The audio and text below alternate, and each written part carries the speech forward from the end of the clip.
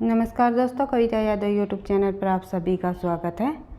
हमारी तैयारी चली हुई है DSSB और EMRS TGT PGT हिंदी के पाठ्यक्रम के अनुसार TGT PGT हिंदी की परीक्षा के लिए। तो आज बात कर लेते हैं हम एक बार फिर से।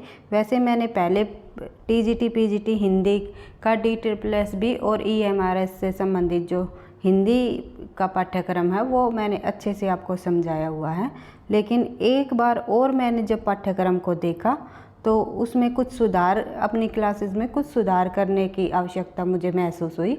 वो मैं आपके साथ साथ डिस्कस करना चाहती हूँ। और एक बार सरसरी नज़रों से हम EMRS का TGT हिंदी और PGT हिंदी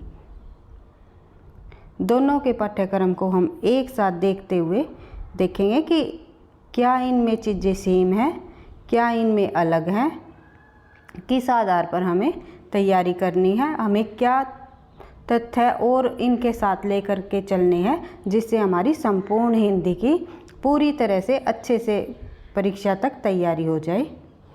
तो इन सभी का डिस्कस आज की क्लास में हम करेंगे। सबसे पहले बात कर लेते हैं EMRS और DSSB की जो परीक्षा होगी वो दोनों ही नेगेटिव मार्किंग के साथ परीक्षा होगी और 0.25 जो मार्क्स है वो हर एक प्रश्न पर गलत होने पर कटेंगे, यानी कि 4% गलत होने पर हमारा 1 मार्क्स सीधा हमारा 1 मार्क्स कट जाएगा। ये बात आप सभी को पता है अच्छे से। और आप सभी को पता है कि DSSB के अंतर्गत PGT हिंदी के अंतर्गत 200 नंबर का सब्जेक्ट होता है और TGT के अंतर्गत 100 नंबर का, लेकिन जो EMRS के है TGT हिंदी में 65-70 मार्क्स का पेपर होगा सब्जेक्ट रिलेटेड, और PGT हिंदी के लिए भी इतना ही। तो दोनों के मार्क्स अलग अलग है और उन्हीं के आधार पर हमें तैयारी करनी है पाठ्यक्रम के अनुसार। क्या क्या परीक्षा में पूछे जाएंगे, किस प्रकार से प्रश्न पूछे जाते हैं, किन किन टॉपिकों से प्रश्न लिए जाएंगे। EMRS ने तो अपना एक अलग पाठ्यक्रम दिया हुआ है TGT और PGT का। इस पाठ्यक्रम के आधार पर हम देखेंगे कि DSSB और EMRS में क्या चीज़ें कॉमन है, किस तरह हमने दोनों का बैलेंस बनाते हुए क्लासेस को एक साथ लेकर के चलना है। बात कर लेते हैं TGT हिंदी की। TGT हिंदी के अंतर्गत जो हम पाठ्यक्रम देखेंगे बिल्कुल सेम, लगभग जैसे हमने TGT और PGT EMRS का जो पाठ्यक्रम है, जो हम पाठ्यक्रम हमने DSSB का सिलेक्ट किया हुआ है, क्योंकि DSSB का अपना तो कोई पाठ्यक्रम नहीं है, लेकिन हमने पिछले सालों के प्रश्न पत्रों को देखते हुए अपने अनुभव के आधार पर ये पता लगाया है कि इन टॉपिकों से प्रश्न पूछे जा रहे हैं। संपूर्ण हिंदी का ही ये पाठ्यक्रम है और इससे संबंधित ही परीक्षा में प्रश्न आएंगे। तो बात करते हैं DSSB और EMRS की सेम जो पाठ्यक्रम होने की, तो लगभग दोनों का पाठ्यक्रम सेम है और टॉपिक वही है, लेकिन हमें EMRS में अलग अलग टॉपिक दे दिया गया है, DSSB में कोई भी टॉपिक इंक्लूड नहीं किए हैं। EMRS में PGT के भी टॉपिक दिए हुए हैं और TGT के भी। अब हमें क्लासेस को चलाने किस तरह है, ये चीज़ें आज की क्लास में हम डिस्कस करने वाले हैं। तो एक बार पाठ्यक्रम पर सरसरी नज़र डाल लेते हैं। TGT हिंदी EMRS हिंदी साहित्य का उद्भव और विकास, गद्य साहित्य की विधाई जो है सबसे पहला टॉपिक गद्य साहित्य दिया हुआ है। तो उपन्यास पर आधारित प्रश्न आएंगे, कहानी पर आधारित प्रश्न, नाटक एकांकी पर आधारित प्रश्न, निबंध पर आधारित, यात्रा वृत्तांत, संस्मरण, रेखाचित्र, आत्मकथा, जीवनी, रिपोर्टराज पर आधारित प्रश्न इसमें पूछे जाएंगे जो गद्य साहित्य है इनके अंतर्गत। ये आप लोगों को पता है, हमारी क्लासेस चली हुई है। आत्मकथा हमने कर ली है, जिसमें जीवनी से संबंधित हमने कर लिया है टॉपिक। इनको भी हम धीरे धीरे आगे क्लासेस में करते हुए आगे बढ़ेंगे। जीवनी की आप 3 क्लास की कर रखी है, बिल्कुल डिटेल से करते हैं हम किस प्रकार से जीवनी, कौन सी जीवनी पहली मानी गई है, कौन सा लेखक पहला जीवनीकार माना गया है, या किन किन विद्वानों के आधार पर जीवनियाँ लिखी गई और किन लेखकों ने लिखी, ये सभी चीज़ें हमने जीवनी के टॉपिक में 3 क्लासों के अंतर्गत, एक क्लास में हमने क्वेश्चन आंसर को कर लिया है और 2 क्लास में हमने जीवनी से संबंधित जो महत्वपूर्ण जीवनियाँ है बार बार परीक्षा में पूछी गई हैं उनको कर लिया। आप जिस भी बच्चे ने हमारी पीछे की क्लासेस नहीं देख रखी है तो प्लेलिस्ट में जाकर देख सकते हो या पीछे की वीडियो में जा कर के आप हमारा जो हिंदी का संपूर्ण पाठ्यक्रम चला हुआ है टीजीटी पीजीटी EMRS को दोनों परीक्षाओं को ध्यान में रखते हुए हम अपनी क्लासेस को आगे बढ़ा रहे हैं। तो बढ़ते हैं काव्य भाग पर। काव्य भाग देख लेते हैं टीजीटी हिंदी में। काव्य भाग है हिंदी काव्य का विकास, आदिकालीन काव्य पर प्रश्न, यानी कि हिंदी जो काव्य का विकास है उसके अंतर्गत आदिकाल, भक्तिकाल, रीतिकाल, आधुनिक काल, चारों काल इसमें शामिल किए हुए हैं, टॉपिक दिए हुए हैं। आदिकाल काव्य पर प्रश्न, भक्तिकालीन काव्य पर प्रश्न, निर्गुण व सगुण सूफी सभी काव्य पर प्रश्न है और रीति काव्य पर प्रश्न, रीतिकालीन काव्य पर प्रश्न है, आधुनिक कालीन काव्य पर प्रश्न है, यानी कि पूरा आधुनिक काल, पूरा रीतिकाल। कहने का मतलब इनका ये है भारतेंदु युग, द्विवेदी युग, छायावाद युग, प्रगतिवाद, प्रयोगवाद, नई कविता। बचा क्या? वही इस पूरा का पूरा जो हमने D++ में सिलेक्ट किया हुआ है, आदिकाल, भक्तिकाल, रीतिकाल, आधुनिक काल, ये सभी तथ्य हमारे इस EMRS में टीजीटी हिंदी में भी इंक्लूड है। तो हिंदी भाषा का विकास एवं व्यावहारिक व्याकरण के अंतर्गत जो टॉपिक है वो देख लेते हैं। हिंदी भाषा का विकास, इनकी उपभाषाएं एवं बोलियाँ। हिंदी भाषा का उद्भव और विकास भाषा विज्ञान के अंतर्गत जो हमारी क्लासेस चली हुई है, एक एक टॉपिक को हम बिल्कुल सीरीज़ वाइज, क्रम वाइज करते हुए चल रही है कि इसके बाद हिंदी भाषा के विकास में इसके बाद क्या होगा, कौन सी बोली आएगी, अपभ्रंश भाषा की जो 5 उपबोलियाँ निकली हुई है उन उपबोलियों से कौन कौन सी बोली निकली, इस प्रकार हमने बिल्कुल डिटेल वाइज अपने टॉपिक को चला रही है। इसके बाद हम कर लेंगे देवनागरी में विकास, देवनागरी लिपि एवं उनका विकास, वर्ग विचार, उच्चारण, वर्तनी एवं संधि, शब्द विचार, शब्द रचना, पर्यायवाची, विलोम, अनेकार्थी, श्रुति, भिन्नार्थक शब्द, विकारी शब्द, अविकारी, वाक्य रचना यानी कि अर्थ के आधार पर और रचना के आधार पर दोनों, अलंकार, शब्द शक्तियाँ, मुहावरे, लोकोक्तियाँ, अपठित गद्यांश। ये है हमारा पाठ्यक्रम टीजीटी हिंदी का।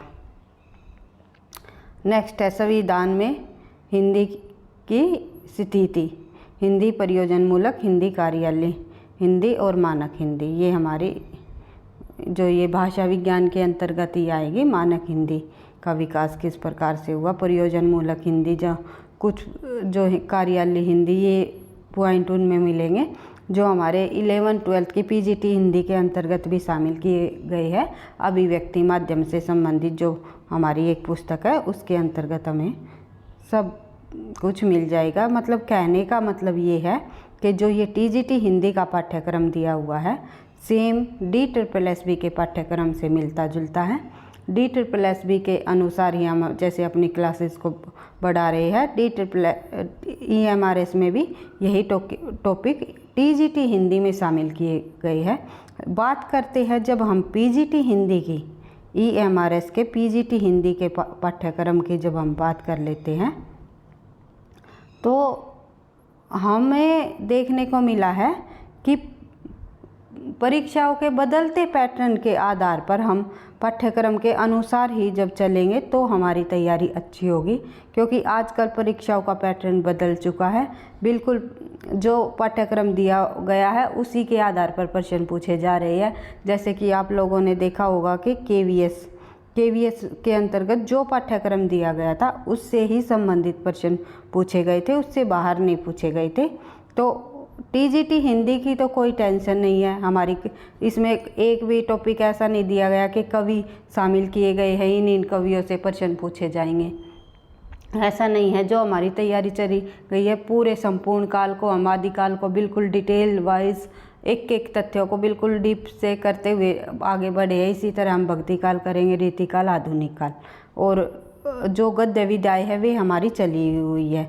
और भाषा विज्ञान के अंतर्गत भी जो टॉपिक इनमें दिए गए हैं वे हमारे चल रहे हैं, तो कोई टेंशन वाली बात नहीं है। टीजीटी हिंदी की तैयारी हमारी ईएमआरएस की और डीटेल प्लस भी अच्छे से चल रही है। लेकिन बात उठती है ईएमआरएस की पीजीटी हिंदी। पीजीटी हिंदी से संबंधित इन्होंने चीज़ें तो वही है, काल वही है, गद्य खंड है और काव्य खंड है। काव्य खंड के अंतर्गत यही आदि काल, भक्ति काल, रीति काल, चीज़ें वही है, पैटर्न। लेकिन इन्होंने जो कवियों के नाम दिए हुए हैं उनसे संबंधित प्रश्न अधिक आने की संभावना है कि उनमें ये स्पेशल कवि दे रखे हैं कि इन कवियों से प्रश्न पूछे जाएंगे, इनके जीवन चरित्र पर आधारित प्रश्न पूछे जाएंगे, इनकी रचनाओं के आधार पर प्रश्न पूछे जाएंगे, जो उनकी रचनाएं हैं उनके व्याख्या से प्रश्न पूछे जाएंगे। तो हमें एक एक कवियों को लेते हुए चलना है। कवियों की सीरीज यानी कवियों की एक श्रृंखला को भी हमें पीजीटी हिंदी के लिए इंक्लूड करनी है। तो हमारा टारगेट है कि एक बार हम टीजीटी पीजीटी हिंदी के पाठ्यक्रम को कंप्लीट कर लें और फिर हम प्रैक्टिस, जितनी ज़्यादा प्रैक्टिस हो सकेगी हम प्रैक्टिस करेंगे। क्योंकि अगर हम इस स्पीड से धीरे धीरे पाठ्यक्रम को करने में लगे रहे तो हमारा पाठ्यक्रम कंप्लीट होना ही मुश्किल हो जाएगा। हमें बिल्कुल रिवाइज का टाइम और प्रैक्टिस करने का टाइम नहीं मिलेगा। इसलिए मैंने सोचा है कि पीजीटी हिंदी ईएमआरएस की एक हम अलग से क्लास रखेंगे। ये क्लासेस तो हमारी चलती रहेगी एक एक टॉपिक के अनुसार। वो ईएमआरएस पीजीटी हिंदी में भी पूछा जाएगा, टीजीटी हिंदी में भी पूछे जाएंगे और डीटेल प्लस भी में भी पूछे जाएंगे। तीनों की कॉमन क्लास तो हमारी चलती रहेगी। लेकिन एक स्पेशल क्लास ईएमआरएस के अकॉर्डिंग हमें रखने की ज़रूरत है, जहाँ तक मैंने एनालिसिस किया है। क्योंकि कवियों से संबंधित एक एक कवियों को लेना पड़ेगा हमें। जैसे कि आदिकाल के अंतर्गत जो कवि दिए गए हैं चंद बरदाई, अमीर खुसरो, विद्यापति, हमने कर तो लिए। जब हमने रासो साहित्य किया था तो हमने चंद बरदाई से संबंधित कुछ तथ्यों को कर तो लिया था, लेकिन इतना डीपली नहीं किया था कि जिस प्रकार से इन्होंने स्पेशल इंक्लूड किया हुआ है कि इस कवि से संबंधित प्रश्न है। जैसे बिल्कुल स्पेशल अलग से दिए गए हैं चंद बरदाई, अमीर खुसरो, विद्यापति। इन कवियों को की सीरीज हमें चलाने की ज़रूरत है बस। और सारा हमारा जो सिलेबस चला हुआ है जिस तरह से, उसी तरह से हम क्लासेस का टाइमिंग थोड़ा सा लंबा करके एक टॉपिक को कंप्लीट करते हुए धीरे धीरे आगे बढ़ेंगे। ज़रूरत है आपके साथ की। आप जितना अधिक साथ दोगे क्लासेस भी अच्छे से चल पाएगी। क्योंकि किसी भी काम को करने के लिए मोटिवेशन की तो सभी को आवश्यकता होती है। मुझे भी आप लोगों के साथ की और मोटिवेशन की बहुत ज़रूरत है। इसलिए मैं आपको कहना चाहती हूँ कि वीडियो को अधिक से अधिक एक दूसरे के साथ, दोस्तों के साथ शेयर कीजिए और अपनी तैयारी को इसी तरह आगे बढ़ाते रहेंगे। फिर पीजीटी हिंदी के जब हम सिलेबस की बात कर लेते हैं तो खंड क इतिहास एवं साहित्य के अंतर्गत क्या क्या पूछा जाएगा, क्या क्या है। हिंदी साहित्य के इतिहास का विस्तृत अध्ययन। विस्तृत अध्ययन के अंतर्गत हमें ये समझ लेना चाहिए कि जो हमारा जो इतिहास, हिंदी साहित्य का इतिहास है, उसके अंदर से कुछ भी नहीं छोड़ना है। यानी आदिकाल, भक्ति काल, रीति काल, जितने हमारे जो डीटेल प्लस भी में हमने अपने टॉपिक सेलेक्ट किए हैं या वे तो है ही, वे तो हमारे चलते ही रहेंगे। उससे वे भी पढ़ने हैं, मतलब उन तथ्यों को भी हमें नहीं छोड़ना है। लेकिन इनके अंतर्गत जो आदिकाल से रीतिकाल तक जो बताया है इन्होंने, इनके अंतर्गत कालगत परिस्थितियाँ, साहित्य का प्रभाव, प्रत्येक युग के साहित्य की प्रवृत्तियाँ, प्रमुख रचनाकार, उनकी रचनाएं, साहित्यिक विशेषताएं, भाषा शैली आदि से संबंधित प्रश्न है। बिल्कुल ये बात वही है कि एक काल को ले लिया हमने, उसके अंतर्गत हमें सब कुछ पढ़ना है। इसमें टॉपिक दे दिए कि ये है और आते भी यही टॉपिक है उसके अंतर्गत। तो देख लेते हैं आदिकाल से जो कवि दिए हुए उसमें चंद बरदाई, अमीर खुसरो और विद्यापति। हमें कवियों की एक श्रृंखला चलानी होगी। एक दिन छोड़कर एक दिन मैं पीजीटी हिंदी के लिए स्पेशल एक क्लास लेकर के आऊँगी। सुबह के टाइम तो हमारी 9:15 बजे तो कॉमन क्लास होती है सभी टीजीटी पीजीटी और DSSS की संपूर्ण हिंदी के पाठ्यक्रम के अनुसार तैयारी। लेकिन एक दिन छोड़ करके एक दिन शाम को आप टाइमिंग बता सकते हो, 5:15, 5, 5:30 या फिर 8, जिस टाइम भी आप कमेंट बॉक्स में लिख सकते हो कि मैम इस टाइम सही रहेगा। उसी टाइम हम एक दिन छोड़कर एक दिन कवियों की सीरीज़ जो EMRS पाठ्यक्रम के अनुसार अति लाभदायक सिद्ध होगी ये की शुरुआत करेंगे। आपको सही लगता है तो बताओ, या फिर और कुछ आपको सही लगता हो इस तैयारी के अनुसार तो आप कमेंट बॉक्स में बता सकते हो। तो बात करते हैं भक्ति काल की। भक्ति काल के अंतर्गत निर्गुण काव्य धारा, ज्ञानाश्री, प्रेमाश्री शाखा, इसमें कवि इंक्लूड किए हुए भक्ति काल में दादू, रैदास, नानक, जयसी और कुतुबन, ये इसमें कवि दिए गए हैं। सगुण काव्य धारा के अंतर्गत राम भक्ति शाखा और तुलसीदास, केशवदास, सूरदास, मीराबाई, अष्टछाप के कवि इसके अंतर्गत इंक्लूड किए गए हैं। रीतिकाल के अंतर्गत रीतिबद्ध, रीति सिद्ध और रीति मुक्त तीनों जो रीति के अंतर्गत आते हैं रीतिकालीन साहित्य, रीतिबद्ध, रीति सिद्ध और रीति मुक्त तीनों के तीनों साहित्य रीतिकालीन। और देव, घनानंद, बिहारी, मतीराम, सेनापति, भूषण, पद्माकर, इन कवियों को हमें पढ़ना है बिल्कुल डिटेल वाइज। बात कर लेते हैं आधुनिक काल की।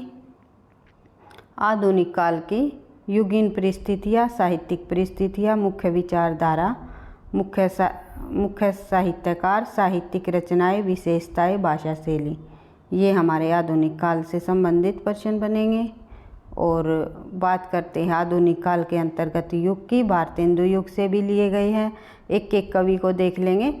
भारतेंदु, बालमुकुंद और बद्रीनारायण चौधरी प्रेमघन, ये 3 कवियों को भारतेंदु युग में हमें पढ़ना है। द्विवेदी युग में पढ़ना है हमें महावीर प्रसाद द्विवेदी, श्रीधर पाठक, अयोध्या सिंह उपाध्याय, हरिओद, मैथिली चरण गुप्त। छायावाद युग में पढ़ना है हमें जयशंकर प्रसाद, महादेवी वर्मा को, पंत को, सूर्यकांत त्रिपाठी, निराला को। प्रगतिवाद में पढ़ना है हमें पंत और निराला को। पंत और निराला वेरी इंपॉर्टेंट कवि दिए हैं भाई इसमें, क्योंकि दोनों में ही इंक्लूड किए हुए हैं। छायावाद युग में भी पंत निराला दिए गए हैं और प्रगतिवाद युग में भी पंत और निराला को इंक्लूड किया हुआ है। इसलिए पंत और निराला से प्रश्न आने की अधिक संभावना है। नरेंद्र शर्मा, केदारनाथ अग्रवाल, नागार्जुन। आप ये भी बता सकते हो कमेंट बॉक्स में किस काल के कवियों से हम शुरुआत करें। आप बोलोगे आदिकाल से मैम शुरुआत कर दो, तो मैं आदिकाल से के कवियों को लेते हुए चलूँगी। या आप बोलोगे नहीं मैम हमें तो पहले के नहीं, पहले बाद से ही शुरू कर दो, आधुनिक काल के कवियों से शुरू कर दो, तो मैं आधुनिक काल से शुरू कर दूँगी। क्योंकि मेरे पास संपूर्ण हिंदी के पाठ्यक्रम के बिल्कुल एक तरह से ये है ना, बिल्कुल तैयार हुआ रखा है सब कुछ, जो जिससे और मैंने बार बार इस चीज़ों को पढ़ भी रखा है, समझ भी विकसित हो रखी है। फ़िलहाल तो जो आप बोलोगे उसी तरह हमारी क्लासेस चलती रहेगी। प्रयोगवाद, एक बार चीज़ें पढ़ने से हमें याद नहीं होगी, बार बार रिवाइज आप करोगे तो आपको सब कुछ बिल्कुल ज़बान पर चीज़ें रट जाएगी। और आपको ये भी ऑप्शन में जब आप देखोगे चौथा ऑप्शन ये है तो आपको खुद ही समझ हो जाएगी, हाँ इसमें ये नहीं हो सकता, ये है, ये इस काल का कवि है, ये रचना उस लेखक की है, ये उसकी है। तो बिल्कुल बारीकी से अगर आप बार बार चीज़ों को कड़ी मेहनत करते हुए चलोगे, सफलता का एक ही कह सकते हैं तो सफलता को हासिल करने का एक ही रास्ता है, वो है कड़ी मेहनत और ईमानदारी से अपनी मेहनत करते हुए चलना। तो प्रयोगवाद के अंतर्गत देख लेते हैं मुक्तिबोध, नेमीचंद्र जैन, भारत भूषण अग्रवाल, प्रभाकर माचवे और गिरजा कुमार माथुर, रामविलास शर्मा अज्ञे। ये एक कवि प्रयोगवाद में है। नई कविता के अंतर्गत भवानी प्रसाद मिश्र, नरेंद्र शर्मा, धूमिल, धर्मवीर भारती, शंभुनाथ सिंह। फिर आ जाता है हमारा गद्य साहित्य का विस्तृत अध्ययन।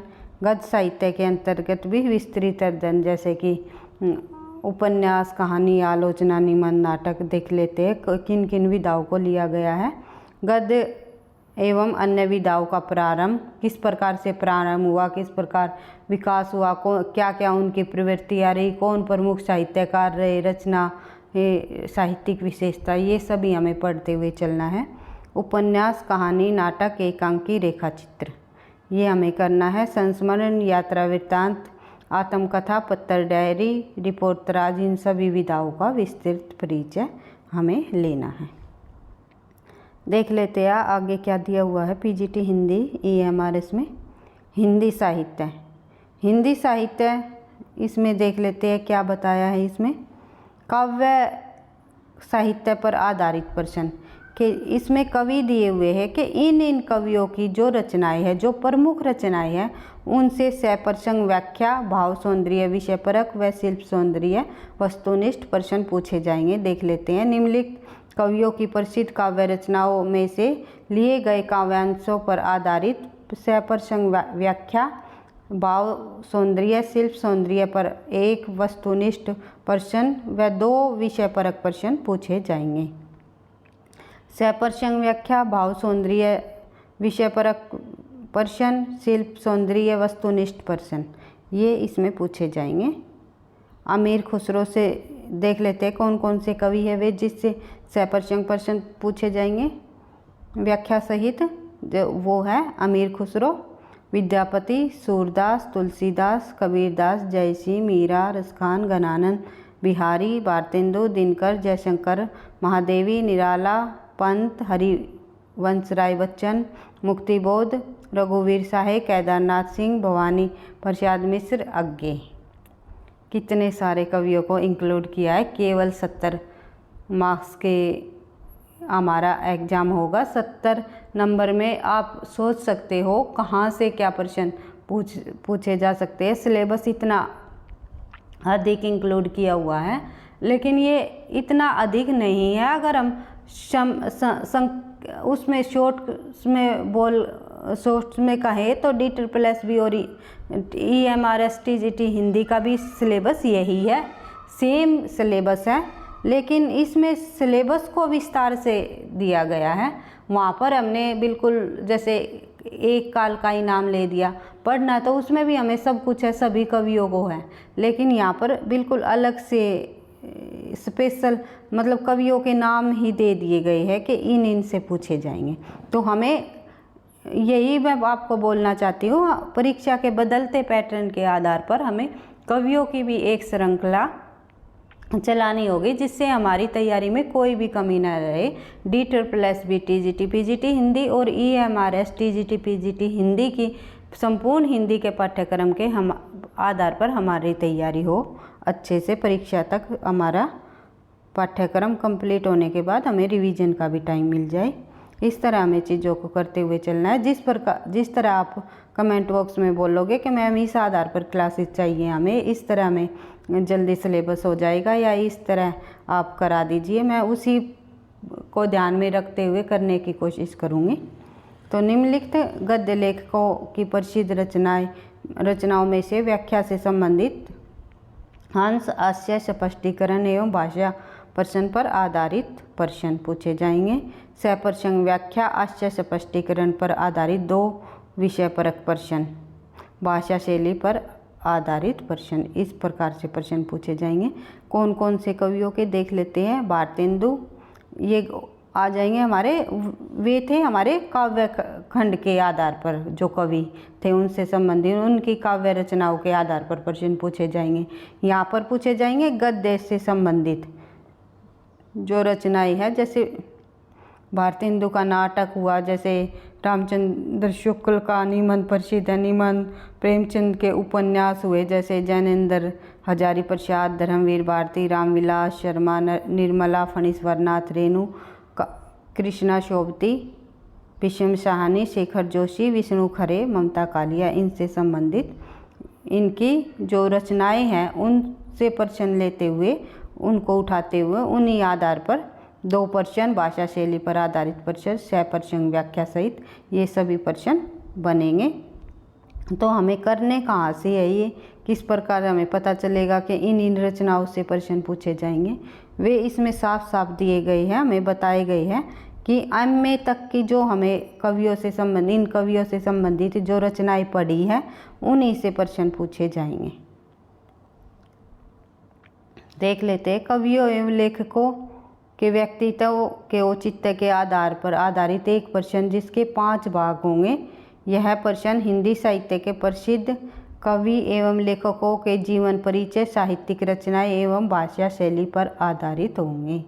यानी कि ये जो जितने भी कवि दिए गए हैं उनसे संबंधित 5 प्रश्न पूछे जाएंगे, जो कि जीवन से परिचय हो जाएगा, साहित्यिक रचनाएं पर आधारित भाषा शैली हो गई, तो इनसे संबंधित 5 प्रश्न बनेंगे।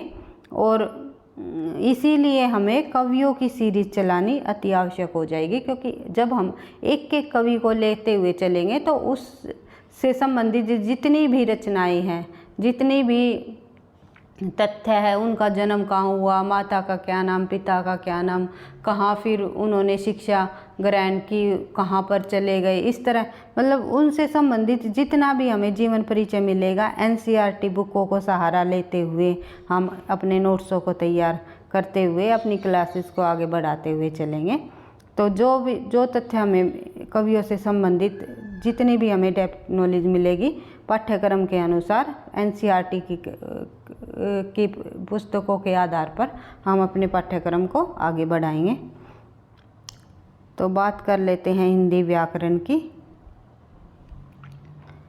हिंदी व्याकरण से संबंधित शब्द विचार, शब्द भंडार, शब्द भेद, अर्थ, रचना, स्रोत तथा प्रयोग, पर्यायवाची, विपरीतार्थक, अनेकार्थी, एकार्थी, शब्द युगम, शब्द निर्माण, उपसर्ग, प्रत्यय, समास की दृष्टि से शब्द, ये सभी तथ्य पूछे जाएंगे।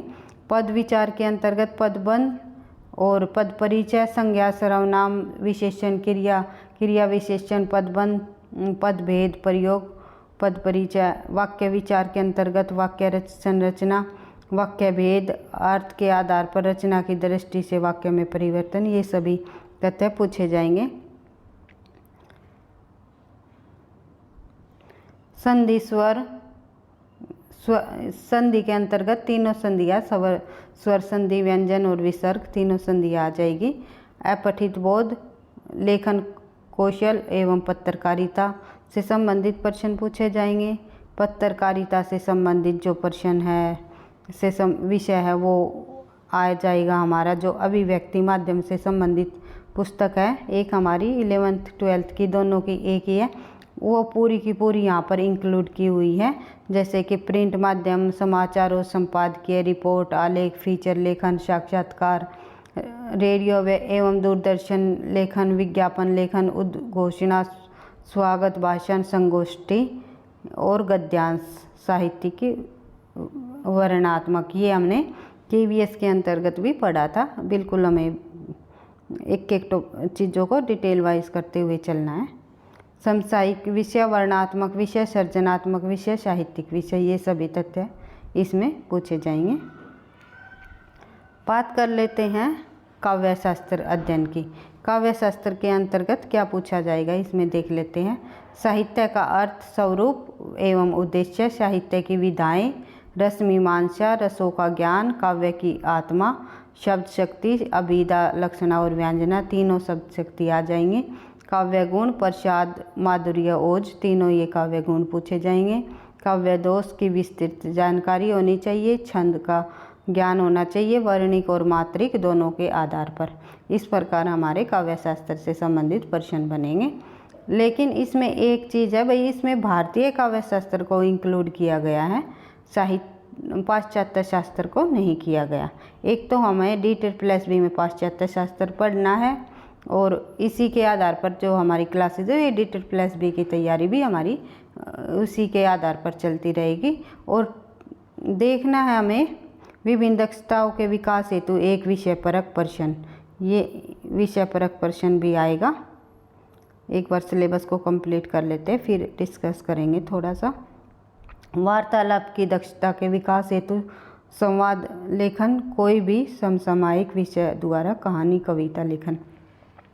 आप सोच रहे होंगे मैम हमने तो ये पाठ्यक्रम सारा देख लिया था, पता है कौन किस में टीजीटी में क्या टॉपिक है, पीजीटी में क्या, आप हमारा टाइम वेस्ट कर रहे हैं। लेकिन पाठ्यक्रम को समझना भी एक हमारा तैयारी का एक हिस्सा ही है। अगर हम पाठ्यक्रम को समझते हुए तैयारी नहीं करेंगे तो हमारी तैयारी अच्छी नहीं होगी। आज की क्लास में लाने का उद्देश्य यही था कि आप अपने कुछ कमेंट बॉक्स के अंतर्गत अंदर आप कुछ अपने सुझाव दीजिए कि किस प्रकार से हमें तैयारी को और अच्छे से आगे बढ़ाना है। और कुछ मैं आपको बिल्कुल जिन बच्चों को पाठ्यक्रम की जानकारी नहीं थी, जो बिल्कुल नए हैं, नए सिरे से तैयारी कर रहे हैं, उनको भी मैं यही कहना चाहती हूँ, घबराने की ज़रूरत नहीं है। जल्दी जल्दी करके हम अपने सबसे पहले हमारा टारगेट रहेगा अपने संपूर्ण हिंदी के टीजीटी, पीजीटी, DET+B और EMRS दोनों के पाठ्यक्रम को कंप्लीट करना, फिर प्रैक्टिस सेट करना। तो यही है कि टीजीटी हिंदी में हमने देखा कि काव्य शास्त्र कम पूछा गया है, अभिव्यक्ति माध्यम से भी प्रश्न कम बनते हैं, लेकिन पीजीटी हिंदी में संपूर्ण हिंदी के पाठ्यक्रम को इंक्लूड किया हुआ है। पीजीटी हिंदी में हमें कुछ नहीं छोड़ना है। तो इस तरह हम अपनी एक क्लास कॉमन रखेंगे सभी एग्ज़ाम के लिए, जैसे TGT Hindi, PGT Hindi, EMRS और DET+B दोनों के लिए। और एक क्लास हमारी चलेगी EMRS से संबंधित केवल पीजीटी हिंदी। ये क्लासेस हमारी ये नहीं है कि केवल पीजीटी हिंदी EMRS से संबंधित ही रहेगी। वे क्लासेस किसी भी स्टेट में, जैसे टीजीटी, पीजीटी संबंधी जो परीक्षाएं होती हैं,